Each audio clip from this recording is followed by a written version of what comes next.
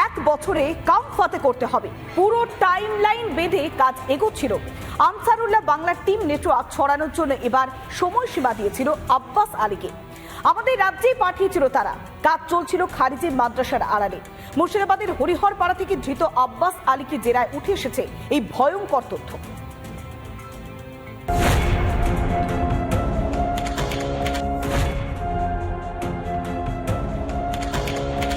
জানতে পারা গিয়েছে টার্গেট ফিক্সড করে কাজ করতে এই আব্বাস আলী 1 বছরের টার্গেট বেঁধে দেওয়া হয়েছিল এই এবিটি নেটওয়ার্কটাকে গোটা রাজ্যে গোটা জেলার বিভিন্ন জায়গাতে ছড়িয়ে দেওয়ার জন্য। কিভাবে বাংলাদেশের জঙ্গি গোষ্ঠী আনসারুল্লাহ বাংলা টিম এপার বাংলায় জাল বিস্তার করবে তার নিখুঁত পরিকল্পনা করেছিল জঙ্গিরা। কিশোরদের মগজ ধোলাই করতে তৈরি করা হয়েছিল খারিজি মাদ্রাসা। মুর্শিদাবাদের হরিহরপাড়ার বহরান আজমতপুরে এই বাড়িটি ভাড়া নিয়েছিল জঙ্গি আব্বাস আলী, যার খোঁজ পেল রিপাবলিক বাংলা। 1 বছরের জন্য মুর্শিদাবাদের হরিহরপাড়াতে একটি বাড়ি ভাড়া নিয়েছিল এই আব্বাস আলী। বছরে 25,000 টাকা ভাড়া দেবে, এমনটাই কিন্তু রফা হয়েছিল আব্বাস আলীর সঙ্গে সেই বাড়ির মালিকের। ও তো বললো যে আমি ওই করবো, বাচ্চা ছেলে পেলে পড়াবো, তাই বলে নিয়েছে। কোরআন শরীফ পড়বে তাই বলে নিয়েছে, আর ওই পড়তো। এই গ্রামের যারা অন্যান্য বাসিন্দারা রয়েছেন তারা কিন্তু কেউ ঘুণাক্ষরে টের পায়নি যে সেই খারিজি মাদ্রাসাতে বসেই এইভাবে জঙ্গি প্রশিক্ষণ চালাবে আব্বাস আলী। এখানটা কেউই জানে না, কেউ জানে না, জানলে ঘর দিই। এখানে শেষ নয়, গ্রামবাসীদের চোখে ধুলো দিতে অত্যন্ত সহজ সরল জীবনযাপন করত ধৃত জঙ্গি আব্বাস আলী।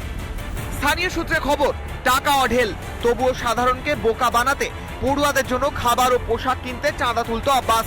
খারিজি মাদ্রাসার জন্য বৈধভাবে নেওয়া হয়নি বিদ্যুৎ সংযোগ, অন্য জায়গা থেকে তার টেনে বিদ্যুৎ সংযোগ করা হয় মাদ্রাসায়। এদিকে আব্বাসকে জেরায় তদন্তকারীরা জানতে পেরেছেন যে জঙ্গি সংগঠনের কাজ চালাতে টাকা আসতো দুবাই এবং পাকিস্তান থেকে। আব্বাস আলীকে জিজ্ঞাসাবাদ, পাশাপাশি আব্বাস আলীর আরো এক সঙ্গী মনিরুল শেখ, তাকে জিজ্ঞাসাবাদে আর কি কি তথ্য উঠে আসে সেদিকে সকলের নজর রয়েছে। মুর্শিদাবাদ থেকে ক্যামেরায় অপূর্ব চৌধুরীর সঙ্গে ইন্দ্রাশিস বাগচি, রিপাবলিক বাংলা। হিঙ্গলগঞ্জের কালীতলা এলাকা থেকে 3 জন অনুপ্রবেশকারীকে গ্রেফতার করল পুলিশ। ইরান থেকে তারা বাংলাদেশ হয়ে এ রাজ্যে প্রবেশ করে। দিনের পর দিন তারা ঘাঁটি গেড়েছিল, এমনকি জাল নথিপত্র তৈরি করার চেষ্টা চলছিল।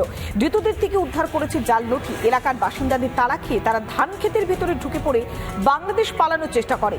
ঠিক তখনই ওই 3 ব্যক্তিকে সীমান্তরক্ষী বাহিনীর জওয়ানদের হাতে তুলে দিয়েছে স্থানীয়রা। ধৃত 3 জনকে বিএসএফ এর হাতে তুলে দিয়েছে, এরপরেই পুলিশের হাতে তারা তুলে দিয়েছে। পুলিশ বসিরহাট আদালতে তুলে নিজেদের হেফাজতে নিয়ে তদন্ত শুরু করেছে। কিভাবে বাংলাদেশ থেকে ভারতে এলো এই 3 জন, কিভাবে জাল নথি তৈরি করলো, তদন্ত করে দেখছে পুলিশ।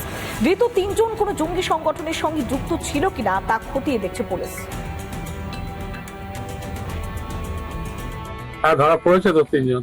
ওরা এখানে ঘোরাঘুরি করছিল, আবার ছেড়ে তাড়িয়ে নিয়ে গিয়ে ওই রাস্তায় তোলে, সেখানে অনেকে মিলে ধরে।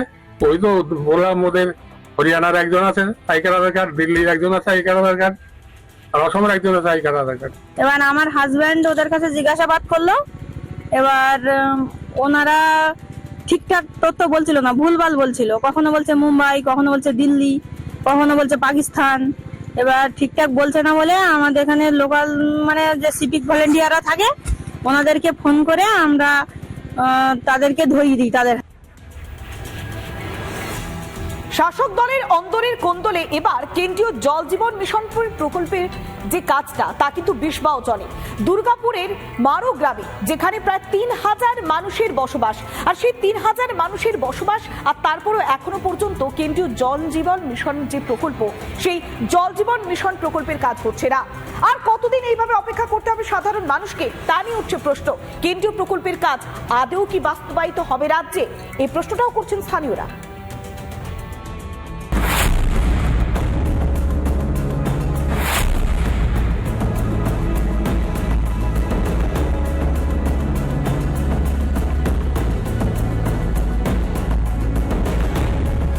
সারি সারি পাইপ রাখা আছে। গত 10 দিন ধরে এই অচল অবস্থা চলছে এই গ্রামে মারো পঞ্চায়েতের। পিএইচির যে বোরিং মেশিন, সেই বোরিং মেশিন দাঁড়িয়ে আছে। তার কারণ হচ্ছে শাসক দলের 2 নেতার কাজিয়া। একজন বলছে যে আমার জায়গায় বসানো হোক, আরেকজন বলছে আমার জায়গায় বসানো হোক। বাড়িতে বলছে যে আমার বাড়িতে বসাও, ও বলছে আমার বাড়িতে বসাও। এরা কারা? কে মানে যারা বলছে? ওই তৃণমূল পার্টি আছে আমাদের, মানে 2 নেতা নিজের জায়গায় বলছে। মনে হয় টাকা পাওয়া যায় বুঝলি, নাহলে ওরকম কারাকারি করবে কেন জায়গা নিয়ে।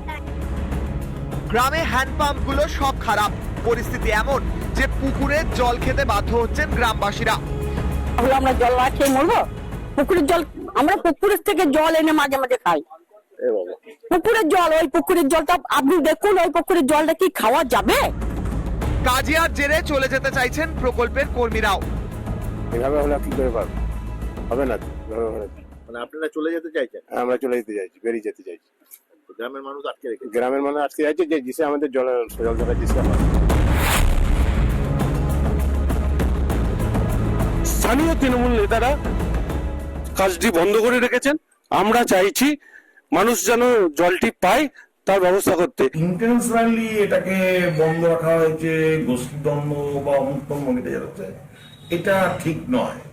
বেস্টাইনদের জমির উপরে বিল্ডিং করা অবস্থাতেই একটা আদালত বিচারাধীন মামলা আছে। সমস্যাগুলোকে দেখে বিবেচনা করে জায়গা ঠিক করা হবে, একটু সময় লাগবে।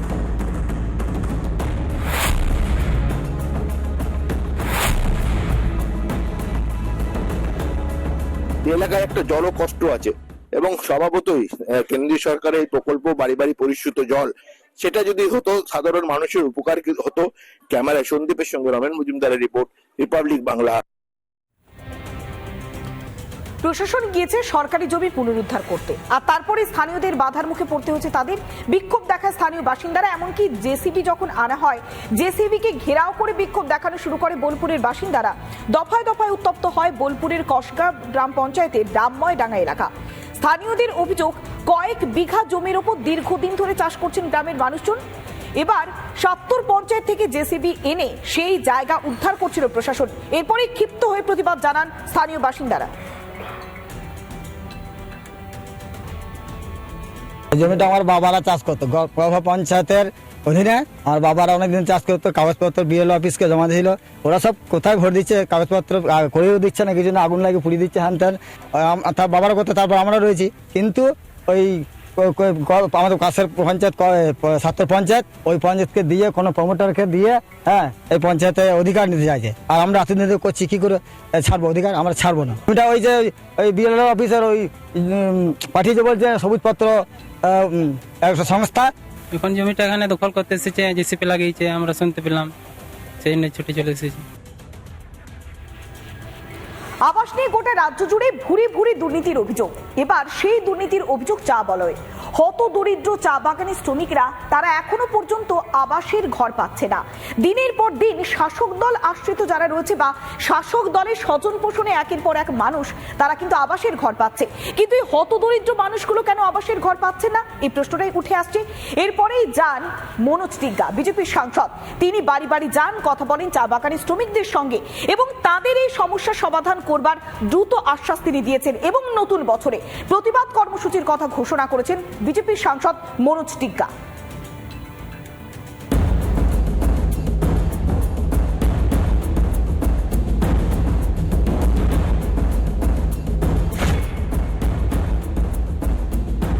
মাদিহাটপাড়া ব্লকের যে সিঙ্গেরিয়া চা বাগানে যারা ঘর পায়নি, যারা এই যোগ্য লোক, যারা এই ঘর ভাঙাচোরা, এবং আলিপুরদুয়ার জেলা সভাপতি মনোজ টিগ্গা পরিদর্শন করেন এবং তাদের দুঃখের কথা শুনেন এবং তিনি জানান যে সারা জেলা জুড়ে কিন্তু আবাস নিয়ে দুর্নীতি চলছে, যে আগামী জানুয়ারি মাস থেকে লাগাতার আন্দোলন হবে। आया था ना देखने, नहीं बनाया, लिस्ट में नाम है आपका, नहीं मिला। वेरिफिकेशन के लिए जब आए थे तब तो पंचायत सभी घूम रहे थे ना, तो वो सब तो देखे हैं, फोटो क्लिक भी करके ले गए, फिर भी उसके बावजूद अगर काट दिया तो हम इसमें क्या उसके साथ पंचायत भी घूम रहा था? हाँ, घूम रहा था। कौन पार्टी का? टीएमसी पार्टी का।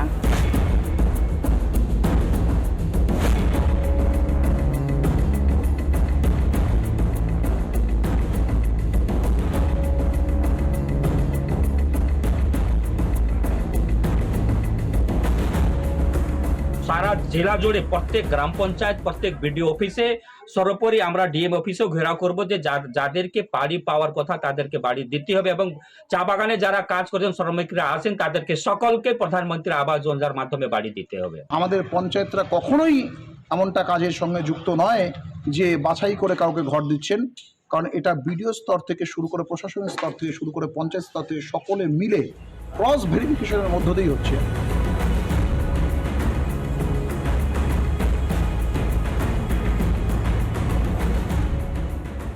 সার্ভে করছে, কিভাবে সার্ভে করছে, এই নিয়েও কিন্তু সাংসদের প্রশ্ন করেন।